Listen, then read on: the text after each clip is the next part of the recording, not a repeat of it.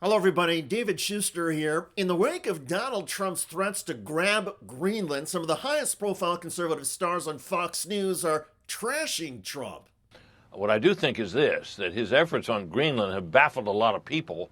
It's not popular in this country. Brit, nobody wants this. Not the people in Denmark, not the people in Greenland, and nearly 9 in 10 in a Quinnipiac poll saying they don't want a military option. That includes 68% of Republicans.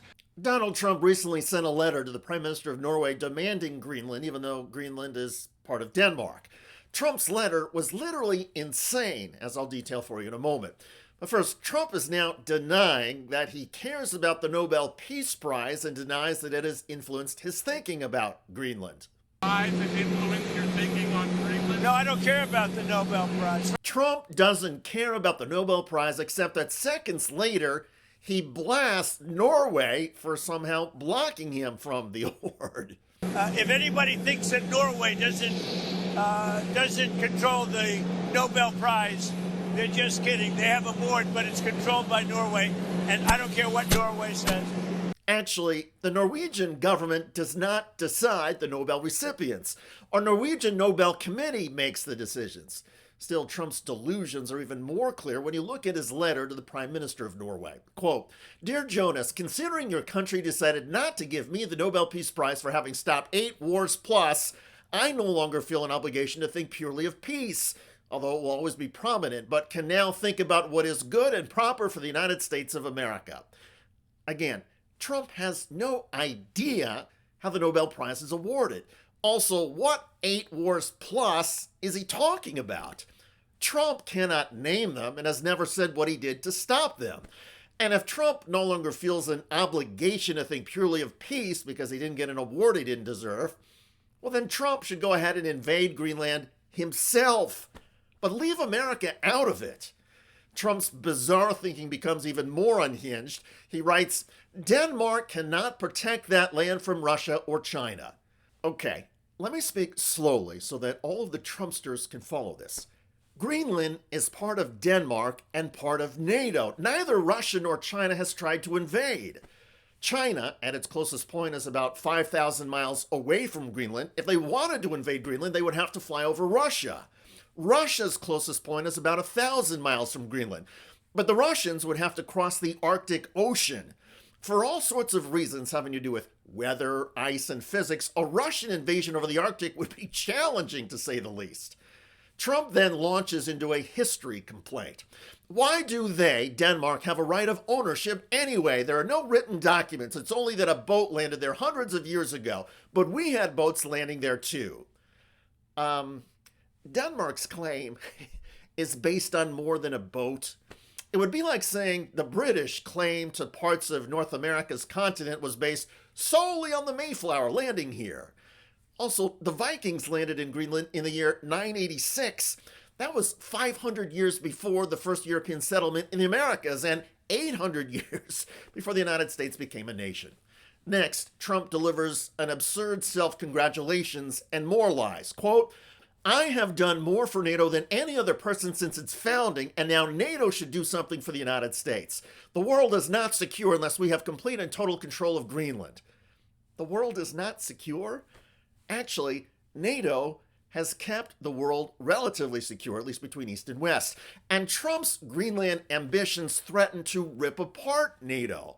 Also, Denmark and Greenland have already said they would be happy to let the United States add more troops, bases, and equipment on the island. There's already a U.S. military base there in Greenland. There could be more. But I don't think it's an exaggeration to say that this could blow up the Atlantic Alliance. Senior officials in Denmark are echoing that, noting that Trump is creating tensions that are totally unwarranted. It's unnecessary and irresponsible. It's unnecessary because we are part of the same alliance. We make the same threat analysis. We are willing to work together. And it's irresponsible because it's going to hurt the world economy and it's not in the benefit of both continents. So the most important is that we de-escalate. You heard Denmark's minister point out that Trump could hurt the world economy. Keep in mind that the European Union is the largest single market in the world. Europe could move to call in the U.S. debt it owns and dump their dollar reserves, sending the value of the U.S. currency into a death spiral. The U.S. economy, which relies on the dollar being the global currency, would then collapse, and inflation in the United States would skyrocket. U.S. companies could be expelled from European markets, incinerating trillions of dollars in U.S. corporate value. The U.S. stock market would then crash, shredding the savings of half of all Americans, because that's the fraction of us who have savings in the stock market. And then there is the U.S. military problem. If Europe demands the closure of every U.S. military base on the European continent, including Ramstein in Germany, Aviano in Italy, and Lakenheath in the United Kingdom, America's ability to project power in the Middle East and Africa would disappear overnight. We would be forced to retreat to our own shores and become a fortress nation, isolated and cut off from the rest of the world. Those are the stakes if Trump pushes forward with his grab for Greenland and turns Europe and Canada against the United States. Here's a better idea. Stop threatening and instead offer a deal to Greenland and Denmark. Offer to split the proceeds of all mining and minerals that the U.S. companies extract. As it stands, Greenland is fine if the U.S. wants to expand its military presence and build Trump's Golden Dome missile defense there. Of course, negotiating and reaching an agreement is what rational leaders do. Donald Trump is clearly insane and childish.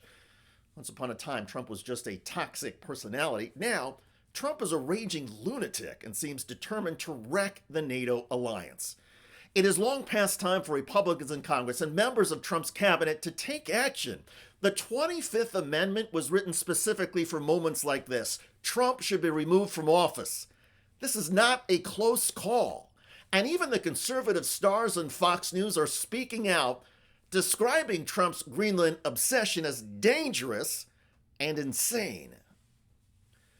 By the way, the ignorance of Donald Trump Cabinet Secretary Kristi Noem is now blowing up in her face.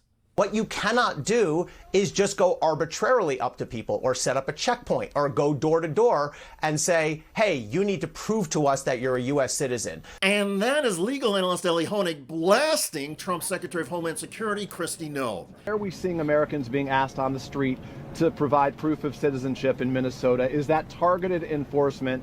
And are you advising Americans to carry proof of citizenship? In every situation, we're doing targeted enforcement. If we are on a target and doing an operation, there may be individuals surrounding that criminal that we may be asking who they are and why they're there and having them validate their identity. It's illegal and it's unconstitutional to require people to show their citizenship papers without some other basis to make a stop. So let me be clear.